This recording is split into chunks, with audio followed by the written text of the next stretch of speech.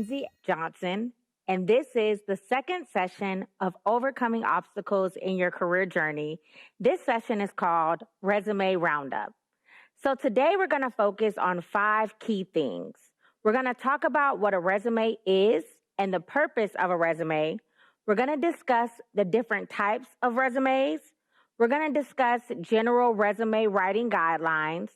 And we're going to discuss tips for that key section, the professional experience section. And then we're also going to talk about key tips for beating the applicant tracking system or ATS system, as some of you all may be aware. So let's jump right in. A resume is a summary of your personal data, education background, and training, your professional or business experience, and qualifications. It's also an opportunity for you to highlight those achievements that you have had professionally. Now, the purpose of a resume is to provide a powerful and memorable overview that sells who you are. It sells your knowledge, it sells your skills and your experience in an accomplishment and metrics-driven way. And we'll talk a little bit more about metrics and what that should look like in your resume whenever we're in our one-on-one Zoom session, and it'll also be available in your handout. So when we talk about types of resumes, there are essentially 3 different resume types. There are others, but typically in the industry, there are 3 types: the functional resume, the chronological resume, and then what we call the combination resume. So the functional resume is a resume format that highlights your skills, abilities, and experiences. It typically starts with a resume that is organized by theme. For example, for a compliance manager, the experience may be grouped in the following categories: compliance or program management, and supervision and technology. So it's really grouped by experience. The second type is the chronological resume. And that resume format lists work history in reverse chronological order, starting with your most recent or most current job first. And this is actually the most commonly type of resume used, and it's often really preferred by employers as they can see a candidate's current or most recent experience. As a recruiter in the past, I can definitely attest to this. It is easier for us as recruiters to see that you have the requisite number of years to apply for a job, and putting it in the chronological format really assists with that. The third type of resume is called a combination resume, and it is just what it says. It's a combination of the 2, chronological and functional, which is showing your most relevant skills, qualifications, and experience while also documenting your work history. Now, the first part of that resume typically highlights your skills, achievements, and qualifications. And the second part of that resume is typically a timeline of one's own work experience. Now, when we are in the Zoom call and in the handout, you will actually be able to see an example of each of these. So don't worry, we'll go over that a little bit later. Now, in a resume, the common sections that are included are your professional summary and overview, which some really consider this to be your own professional value proposition. This is where you will provide a few sentences where you can state your years of experience, your industry expertise, and any specialties and or certifications that you may have. The next section, which I like to include, although many people do not, is core competencies and skills. Now, this is a great way to list your key skills, both hard, meaning technical knowledge and or training, and soft, meaning personal characteristics or traits that shape how you work, such as I'm a great problem solver, team builder, and leadership. The third section is professional experience. And if we were eating a burger, this would be the patty in your burger. This is the meat of your resume. We're going to a little bit more detail later, but this essentially includes your job titles, company names, start end dates, and your contribution to the organization in that role. The next section I like to do is education and certifications. It's important that you include the name, location of the school if you'd like to, definitely the degree earned or the number of credits that you've attained, field of study, and some even include relevant coursework depending on the type of position they're applying to. And the last section is affiliations and community involvement. And this is a great place to show any memberships that you have in professional organizations. If you're a member of Toastmasters, this will be a great place to list this. If you're a member of the Engineering Society or you're participating in National Human Resources Society, that would also be a really great place to put this information. So now we're going to transition on to our third section, which is the general resume writing guidelines. 4 key things that I want you to remember for a resume. Be concise, be specific, be consistent, and be simple. Be concise. I typically recommend 1 to 2 pages on a resume, depending on the type of role you're applying to.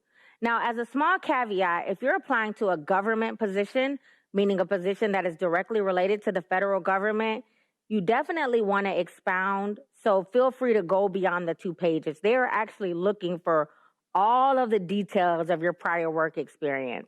But typically, I would keep your resume to a concise 1 to 2 pages. If you're looking for an executive level role, it may be a little different, and we will be talking in more detail about CV and maybe a professional summary prior to that. Now, be specific. Give strong examples of your accomplishments. Here's a great example. Someone could be a receptionist. You're saying, I answered the phone daily. As an alternative to that, a specific response could be, I received and channeled calls to respective parties while taking detailed messages and referring them to the respective individuals. That's a really great way to be specific and don't generalize your accomplishment to the team. Be consistent. Be consistent. Be consistent.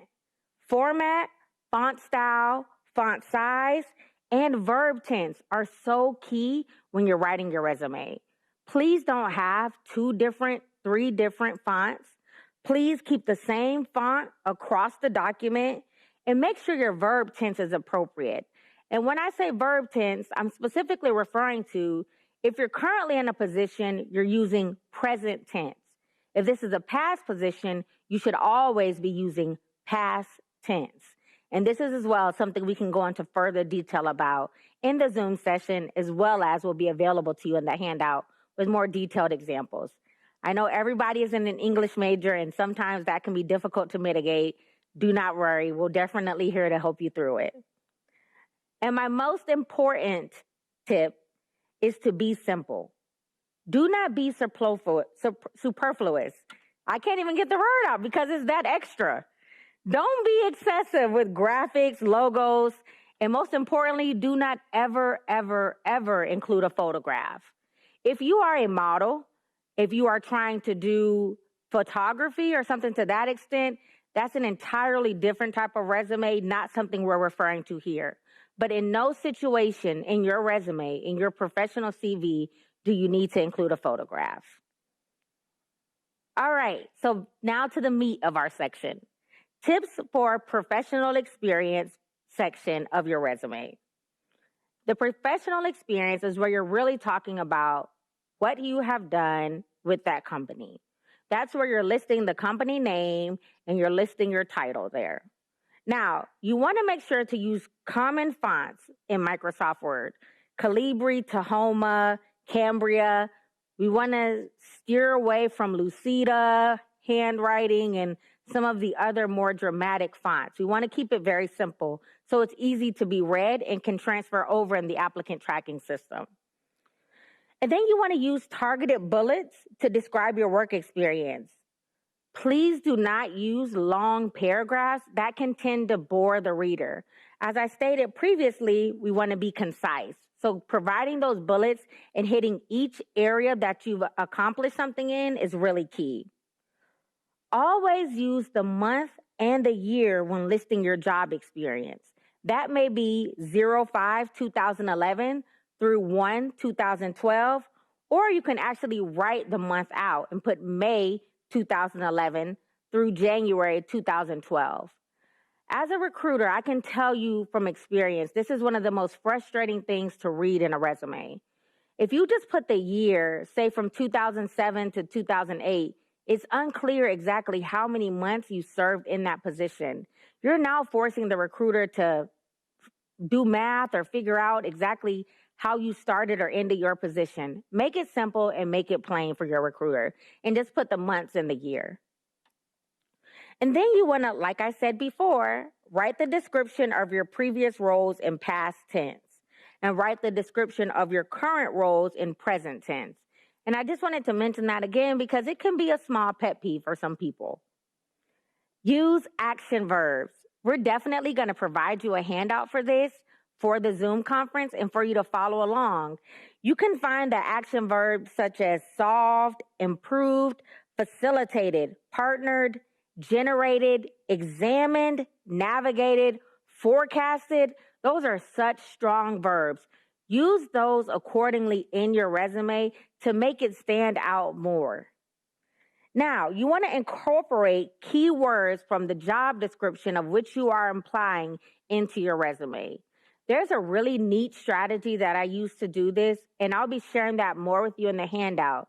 But typically, I like to copy and paste the job description and compare it next to the resume and see which words align, which phrases align, and see how I can manage my bullets to more reflect that job description. And then you want to turn your job duties into an accomplishment. A duty is simply a task that we're required to do. An accomplishment is a task that you've done well and shows an impactful result. When possible, turn all of your job duties into accomplishments or highlight those accomplishments via a sub-bullet. For example, a job duty is responsible for delivering, scanning, and loading heavy packages. A job accomplishment is developed innovative process to improve package projection delivery rate. Increased rate from 77 to 120 packages delivered per hour, resulting in time and money savings.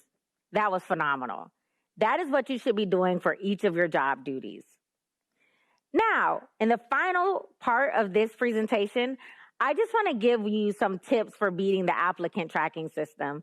These are by no means solid 100%, but they have worked for me in the past and they have worked for others that I've recommended it to. So use both the long form, an acronym version of keywords. For instance, if you have a Master's of Business Administration, also use MBA. Use both the long form and the short form because you don't know which the applicant tracking system will pick up. Also, do not use headers or footers as the information can become lost and create a parsing error. So typically with an applicant tracking system, the information is parsed in and the recruiter is viewing it, literally scanning through resumes one by one in the system. When you have headers and footers, it really messes up the actual flow of the resume, and it could generate mixed pages, spotted pages, information parsed throughout. Headers and footers really aren't necessary in an applicant tracking system, so just try to do without that. Also, here's a great tip. You can scan your resume and your job description of the position which you are applying to see if it matches the job description. And in the handout, there's that website. So I left it out purposely because I want you guys to check the handout and I want you to use the handout. So go on that handout and you'll find that link where you can scan both the job description and the resume to make sure you're aligned. Also, all ATS software cannot read PDF documents. Adobe is a totally different software that a lot of companies don't feel the need to invest in.